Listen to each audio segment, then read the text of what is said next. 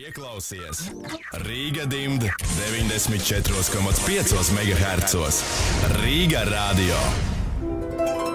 Nu, un varbūt, ja kādam ārkārtīgi interesē tās stundas bez runāšanām, bez konkursācijām, vairāk mūzikas, viena pēc otras, tad tas brīdis ir, tā teikt, pagājis. Pat labam diezgan aktīva stunda, 10:03 minūtes.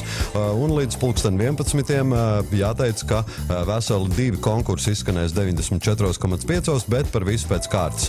Man pretīm ēteru studijā pie galda sēž Edijs Bērziņš. Edij, labrīt! Labrīt! Cienījamie rīdznieki, Daugavas abos krastos, kreisajā un labajā. Pilnīgi pareizi, un sanāk tā, ka Edijs pie mums ir ieradies no labā krasta uz kreiso krastu.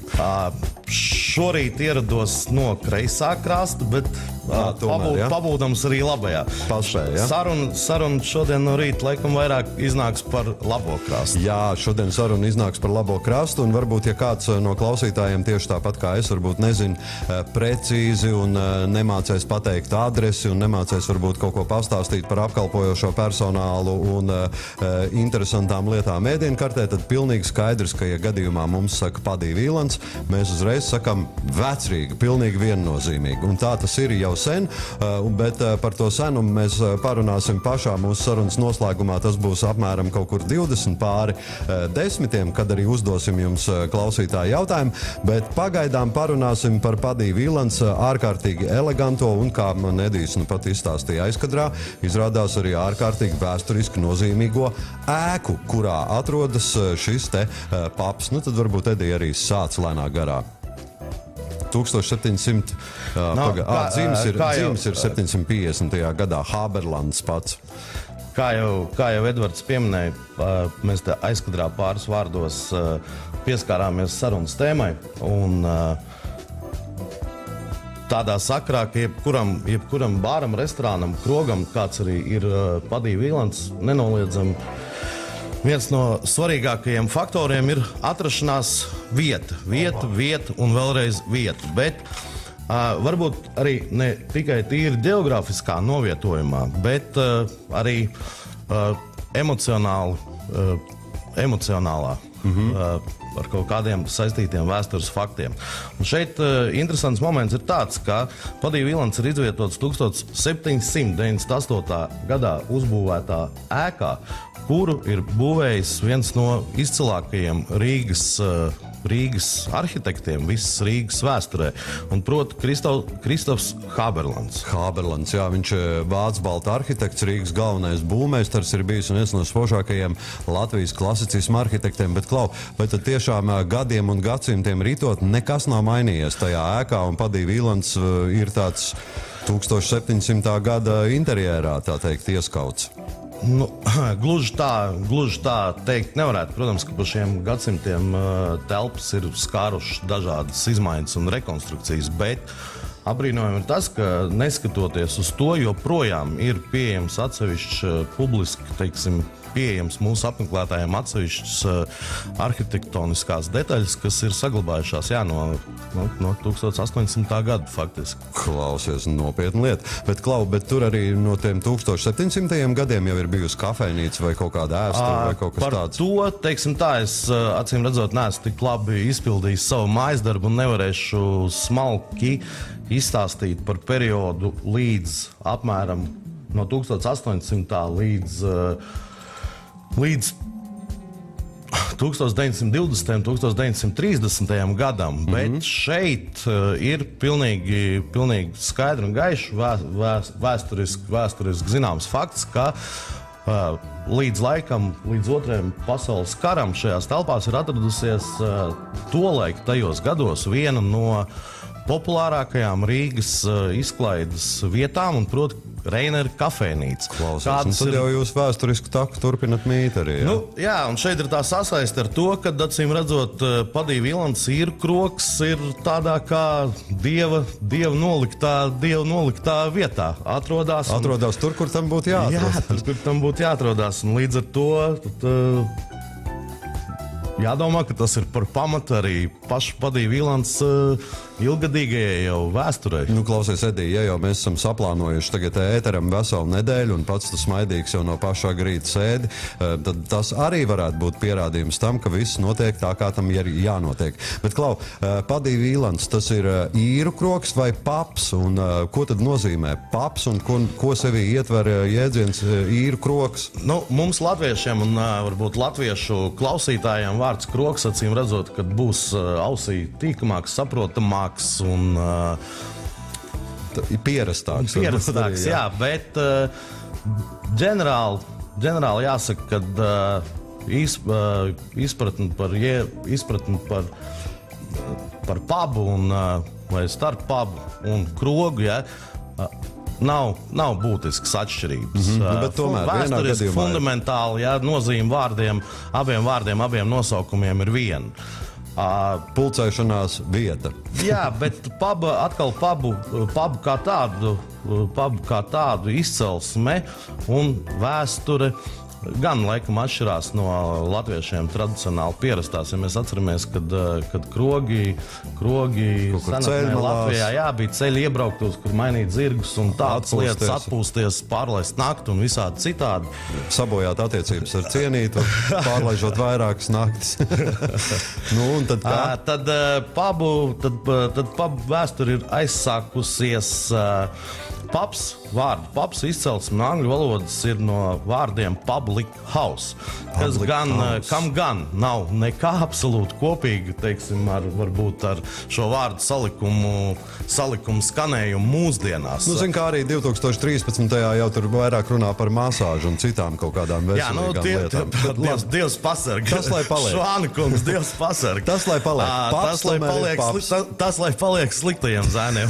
Jā. Labajiem atliek tikai un vienīgi paps. Jā, nu, un drusku dziļāk iestoties tātad public house no tā, ka ģimenes, domādams par savu īru ģimenes, domādams par par ģimenes iztiku un visādi citādi, atvēlēja savu māju, kur viņi paši dzīvo pirmos stāvus viesu uzņemšanai.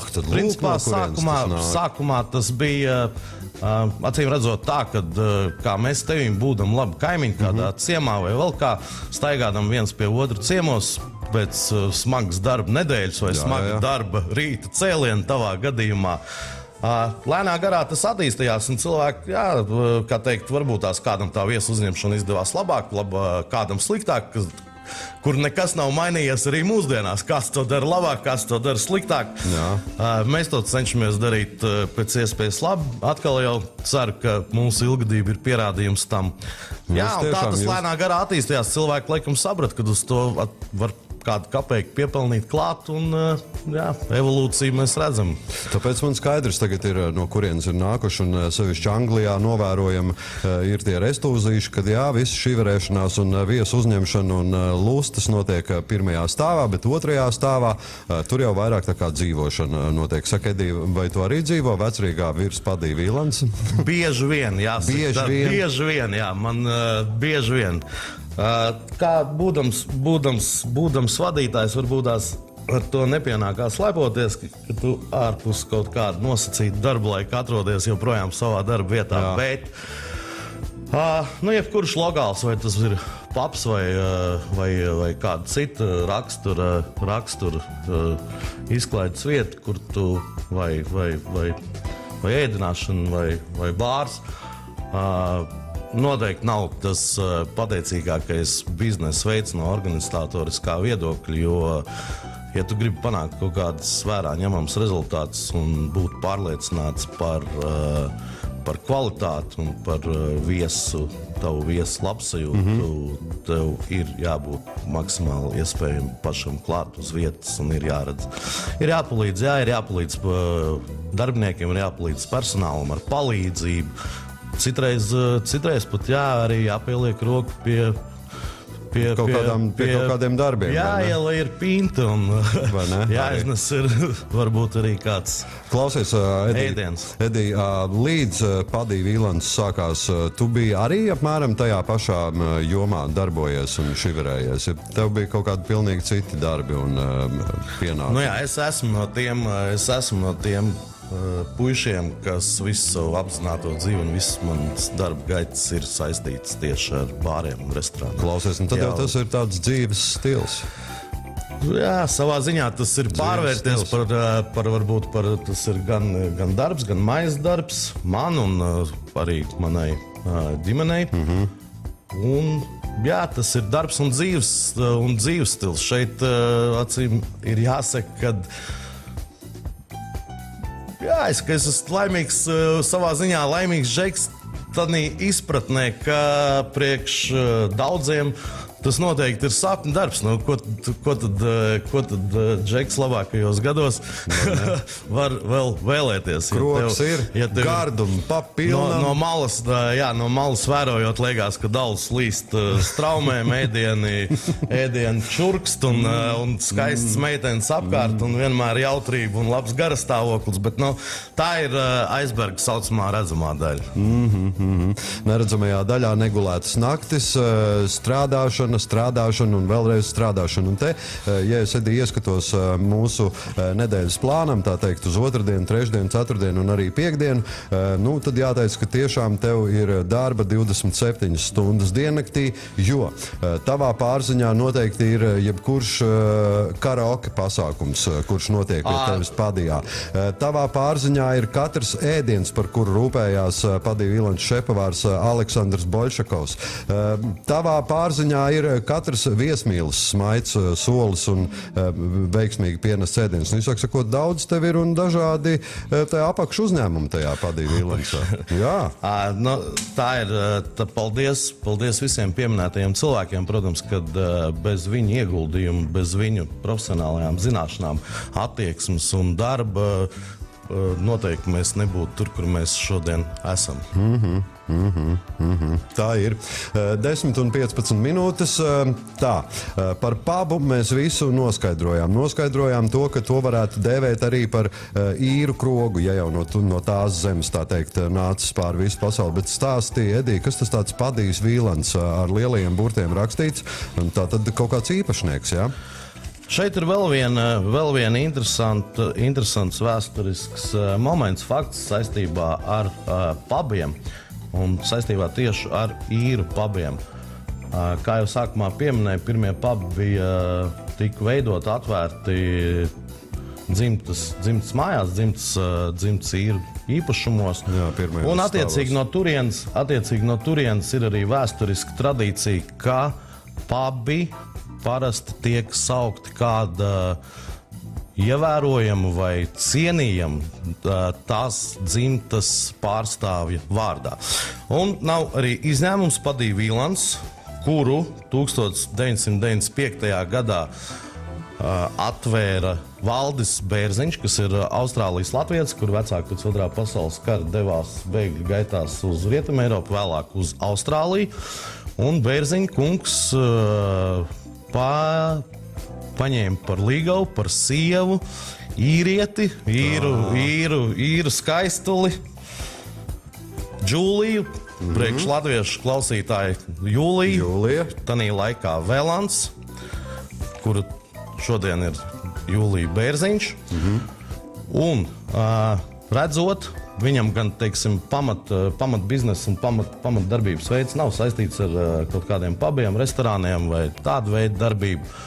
Nestoties uz to, aiz cieņas pret Jūlijas izcelsmu, saknēm, ģimeni un arī saskatot ļoti labu biznesa nišu tanīs gados, viņi vēra vaļā padīja Vilants. Tas bija 1995. gads. Tad lūk, ar respektu pret dzimtas saknēm, tāpēc padījis Vilants, skaidra lieta. Jā, bet vēl pieminēšu, tas būtu netaisnīgi nepieminēt, kāpēc padīja Vilants. Mēs noskaidrojām Velants izcelsmi, bet kāpēc padīja? Tātad padīja Velants bija Jūlijas vectēvs. Cienījams kungs, un tad pieturēties pie skaistās tradīcijas viņa vārdā arī tika nosaukts. Bet šeit atkal ir jāskaidro tālāk. Padī, mēs esam ļoti daudz dzirdējuši, noteikti, ka cilvēki ir ļoti daudz dzirdējuši vārdu padī lokot dažādos veidos, dažādā sakarā. Gan ir viskijas padī, gan ir visā pasaulē globāli apkārt visai zemeslodē. Es domāju, ka katrā valstī gan arī var atrast kādu padī bāru, padī krogu, padī pubu, padī pat betting kantors, kā ir latviski. Ir padī dažādi. Jā, likmi kantors, tieši tā.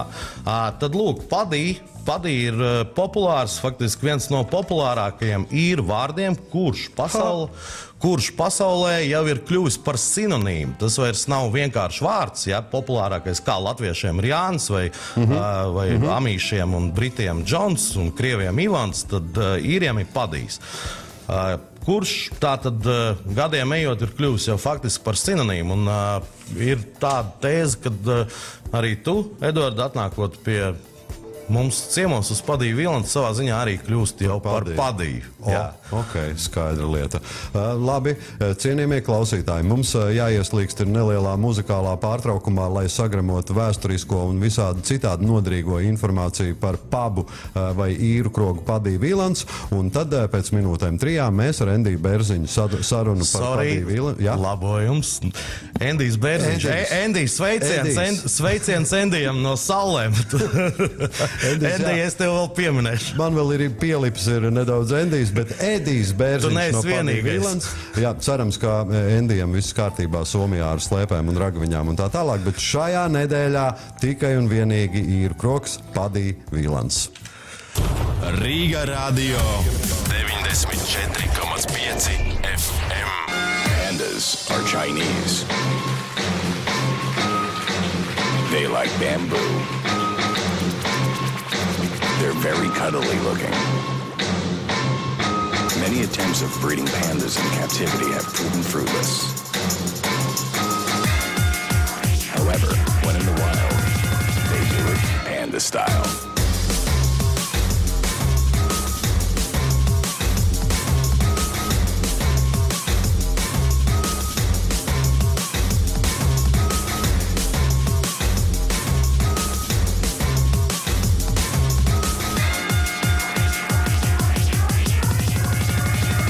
Style. Wild.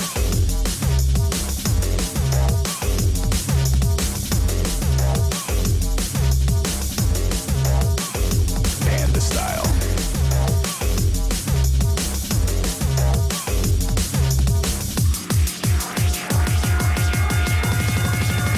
They like bamboo.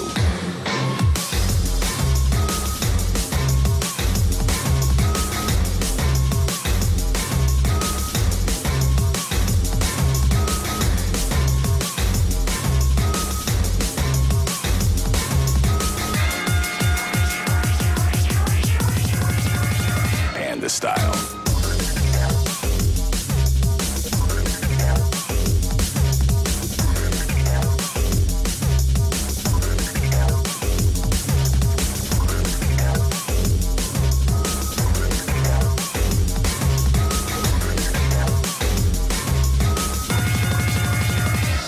Ladies and gentlemen, panda style. A panda's diet is predominantly consisting of bamboo. Pandas, using their sharp teeth and claws, open the bamboo shoots to get to the pulpy insides of the bamboo. Panda style. Wild.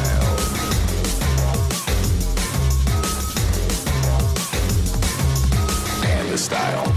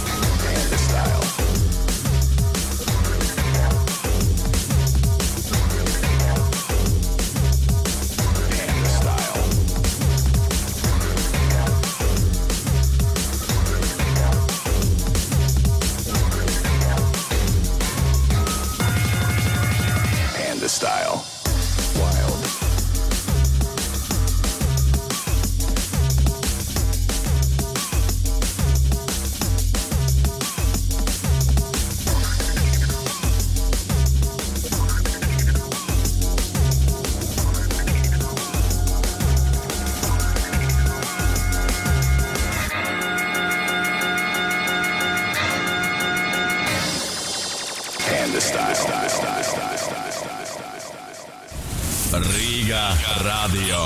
Tavs galvaspilsētas radio numur 1. 94,5 FM.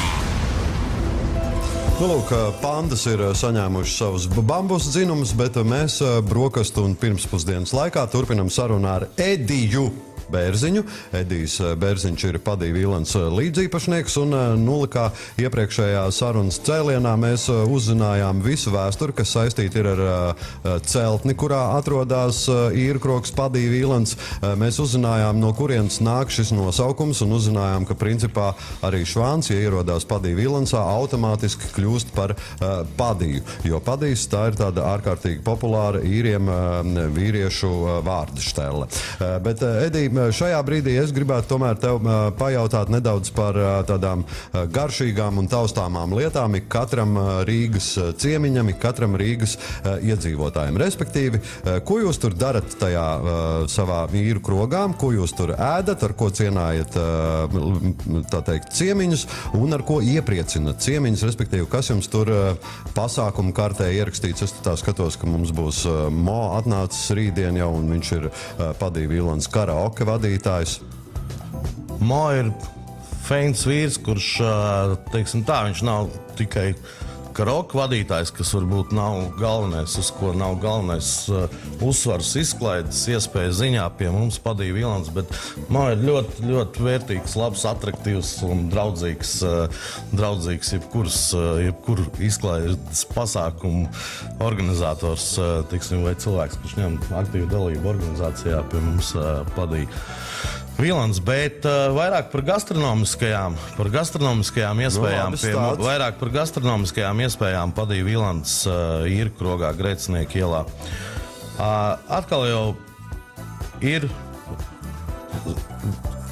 kādreiz sastopams tāds stereotips, kā pabos, un tas pat nav stereotips, jo patiesībā Rietumē Eiropā un it īpaši pašā Īrijā un Anglijā pabos ļoti bieži kvalitatīvi, normāli mūsu izpratnē Latvijas, kur mēs esam īstenībā Latvijas restorātori, esam daudz paveikuši, daudz esam darījuši un joprojām daram, un es varu apliecināt, ka, teiksim, pie mums Rīgā un Latvijā pieejamās gastronomiskās baudas ir ļoti augstā līmenī, un kas arī, protams, arī Padija Vīlens pieturās pie šiem mūsu Latvijas Rīgas augstajiem gardumiem, ja?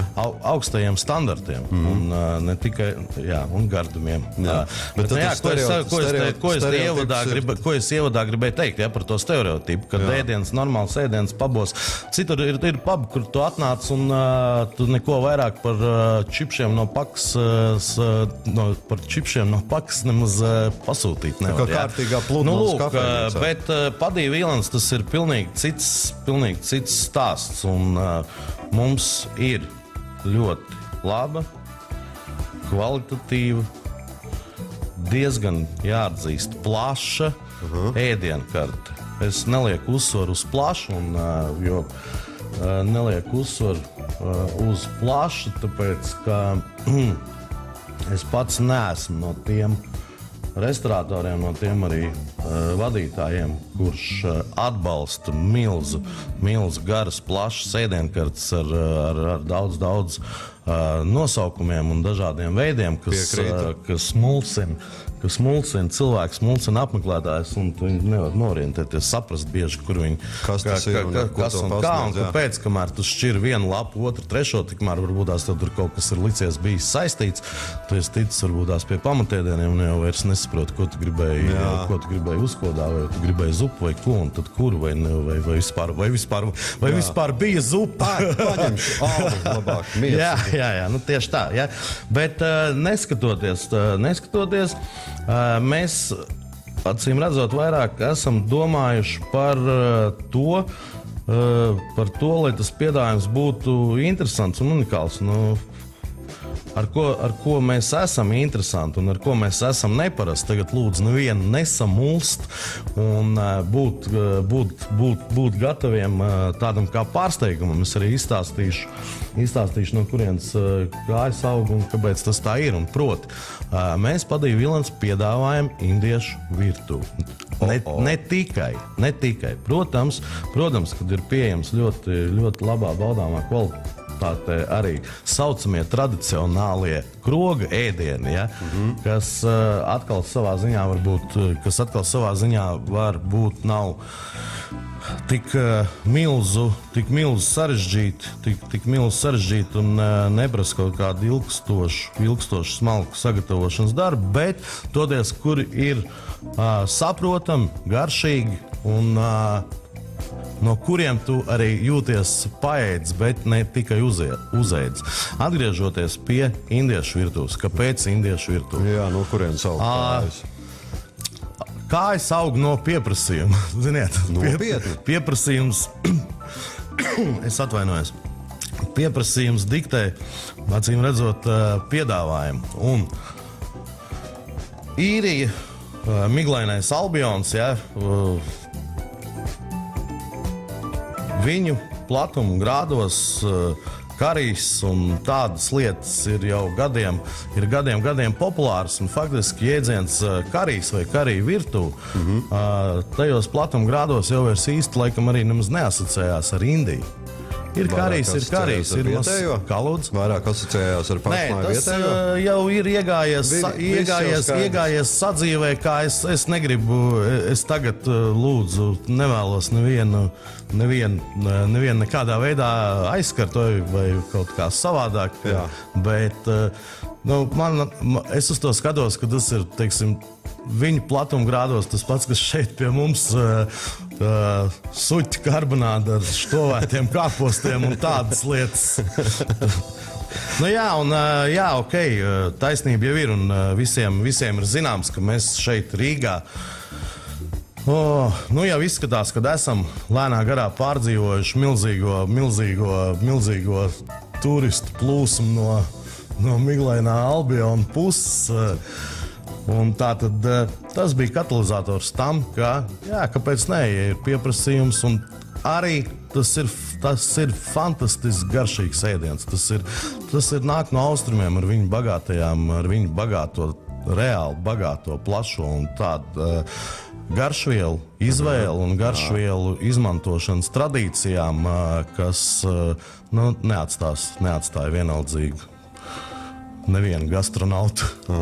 Bet klausies, tad jau arī jābūt ir speciālistam, kurš tajās visās garšvielās orientējās, tā kā saproties peleks ir kambarī. Ne bez tā. Šajā sakarā, protams, ka mums sākuma periodā bija šefpavārs no Nepāles, kurš arī šobrīd piedalās virtuves darbā. Viņš nav varbūt katru dienu klāt uz vietas, bet katrā ziņā patur redzeslokā, patur acīs un palīdz varbūt tās. Mūsu puišiem, kas savukārt ir lieli zinātāji un lieli speciālisti, teiksim, kontinentālajā virtuvē un ne tikai saucamajā kontinentālajā, palīdz viņiem tikt galā, ja rodās kaut kādi jautājumi. Tas bija interesants projekts, jo, redz, lai gatavotu patiešām autentisku, lai tu varētu teikt, ka tu gatavo autentisku indiešu vai arī ne tikai indiešu, varbūt kaut kādu citu austrumu ēdienu, ja? Tad viens no priekšnosacījumiem šeit ir, ka tev ir jābūt tandorī krāsnī. Ir dažādi locījumi, citi sauc arī vienkārši par tandūru latviski, jo angliskais nosaukums ir tandorī. Jā, un tur ir interesants tāds, ka mēs dabūjām to tandori krāsni, kas pēc būtības, tagad ļaušu ieskatīties aizkulisēs, kas pēc būtības ir milzīga māla vāze vai pods, kā kuram labāk patīk. Milzīga tāda istabas izmēra? Tik piedod, virtuvē iekšā jādabā. Mums virtuve un durvis laikam nav arī, lielāka par tavu studiju. Jā, tur bija. Bet, respektīvi, gabarītos neiet runa par gabarītiem. Jo tie gabarīti, protams, ka viņi ir pieskaņoti tam, lai tas atbilst mūsdienu virtuves tehnoloģijām un tā tālāk. Arī, protams, viss ārējā apdara ugunsdrošība, viss cits un viss tādas lietas. Un ko tajā māla podā? Jā, bet māla pods ir... Kaut kādas paralēlas līdzības var vilkt ar to pašu mūsu pierasto uz oglēm gatavošanu. Jā. Tikai atšķirība ir tā, ka tie pie mums ir mangāli saucamie, pareizi. Jā. Tad atšķirība ir tā, dēļ tā neierastā dziļuma. Tev vajag attiecīgi savādāks, krietni garāks tērauda iesums, kas ir apmēram gandrīz 1,20 m apmēram.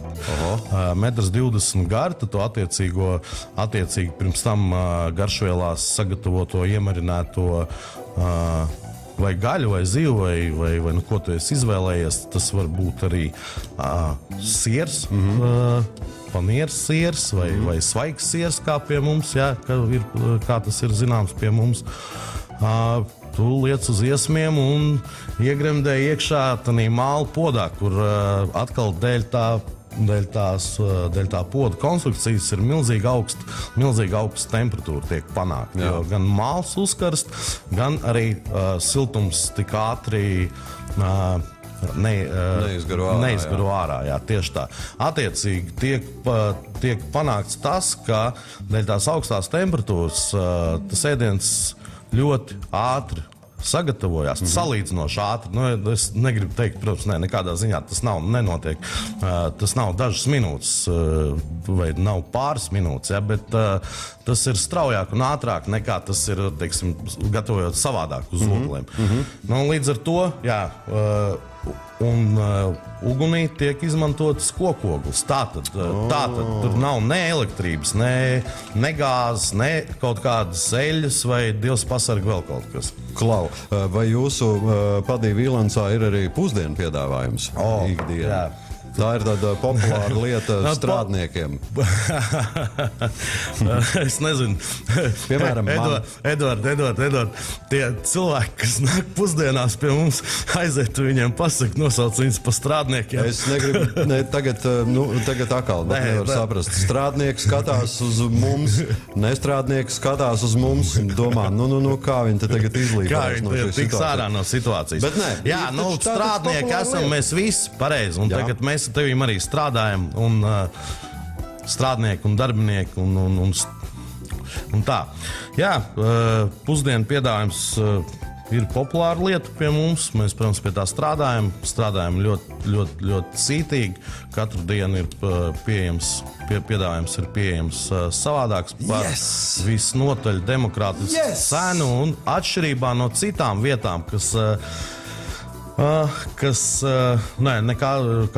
nekāda iebilduma, katrs iet savu ceļu, bet mēs pusdienu pie saucamiem tiem dienas pusdienu piedāvājumiem arī dodam izvēles iespējas cilvēkam. Tātad tas nav tā, ka tu atnāc un tev ir pa salīdzinoši pieejamu, pat par ļoti pieejamu naudu, tu vari paēst pilnvērtīgas pusdienas. Bet mēs vēl bez tā esam izlaiduši mūsu apmeklētājus tik tālu, ka vēl arī ir izvēles iespējas. Piemēram, ja tu atnāc, tu šodien negribi zupu vai tieši konkrēti tā zupa tev neliekās saistoši, tad tev ir vienmēr izvēles iespējas. Tu vari paņemt kādu uzkodu vai salātus. Un tieši tas pats attiecās arī uz pamatēdieniem pie pusdienām, ka tu neesi ierobežots konkrēti ar suķu un štovētiem kāpostiem, bet tev ir vienmēr arī kaut kāda cita opcija. Bez pintas tu tumšā, tur vēl arī ir citas opcijas. Padī Vīlansā dzirdēja radio klausītāji. Klau, Edī, paldies tev par vēsturisko un visādi citādi ārkārtīgi saturīgo stāstu par Padī Vīlansu un notikumiem, kas norisinās arī aizkadrā Padī Vīlansā, bet ņemot vērā to, ka jau 10:37 minūtes, es domāju, ka mums vajadzētu iedarbināt telefonu, kur numurs ir 1808. Radio klausītājs zvani 1808, un dāvana tur arī nav vienkārši viņiem no tā Padī Vīlansa. Nezinu, ko jūs teiksiet par jautājumu, kuru Edijs un Edija kolektīvs ir sagatavojis šai dienai. Šai dienai tātad aktuālais jautājums ir par to, bet labāk sazvaniet mūs 1808, tad arī uzdosim jautājumu un klausīsimies, vai jūs zinat pareizo atbildi. Tā, labrīt, kā jūs sauc? Sintija. Sintija, kā sākusies diena? Jaukas, saulīt spīd. Saulīt spīd. Kur atrodaties? Rīgā, ārpus Rīgas? Ārpus Rīgas. Aha, skaidrs, ārpus Rīgas, tātad mums ir saulīte. Labi. Stāstiet lūdzu atbildi uz šādu jautājumu, un starp citu Edijs jau ir izpļāpājies pirmajā sarunas cēlienā. Kurā gadā savu darbību sāka pirmais Padī Vīlans Rīgā? 1995. gadā. 1995. gadā, lai arī ar jautājumu zīmi, tomēr Edijs un es aplaudējam tev. Pilnīgi pareiza atbilde. Lūdzu, nenoliec klausuli, un Edijs tagad vēl izstāstīs, kas ir dāvanā. Sintī. Jā, klausās. Tā Sintī klausās. Sintī, labrīt, un paldies, ka uzmanīgi klausījāties. Es gan, kā Edvards pareizi teica, izpļāpājos, tas nebija plānots, bet bez gada skaita pieminēšanas arī nekur šajā rītā. Vēlreiz tev paldies, un visiem pārējiem klausītājiem, kas izturēja manas runas plūdes un noklausījās. Tātad atpakaļ pie jautājumu un pareizās atbildes. Labāk par balvu. Jā, Sintī, jums kā šā rīta mūsu atbalstītājiem arī savā ziņā esam parūpējušies un sagādājuši dāvanu certifikātu vai pat diplomu, sauksim to tā. 20 latu vērtībā jūs varēsiet nākt un pati uz vietas Padī Vīlans īrkrogā Grēcinieku ielā pamēģināt un pagaršot visu to, par ko mēs te šo rītu runājām. Sintijai ir jādodās uz Padī Vīlans. Tieši tā. Sintijai jābrauc ir uz Padī Vīlans, jāņem līdzi ir persona apliecinošo dokumentu, un šajā brīdī vēl Sintija lūdzu nenoliec klausuli, jo patiešām Edijs Bērziņš un viss Padī Vīlans ir parūpējušies par konkursu uzvarētājiem, tātad konkursu uzvarētāji saņem certifikātu, saņem dāvanu karti, saņem apliecinājumu tam, ka viņi ir certificēti un apdāvināti. Viņus fotografēs, īsāk sakot, tur nopietnas lietas tajā Padī Vīlansā. Katram, kurš šajā nedēļā uzvarēs konkursā, un tā tas ir atgadījies ar Sintiju. Klau, Edī, ejam parunāt ar Sintiju, lai tomēr pastāstītu viņai uz kuru pusi un kur tur tā vecrīga cilvēks kā nekā nav no Rīgas. Tikmēr mēs 10:40 sakam paldies Edijam Bērziņam un gaidam rītdien, kad atkal pēc 10:00 kāds no Padī Vīlans pie mums atnāks uz aprunāšanos un iekonkursēšanu.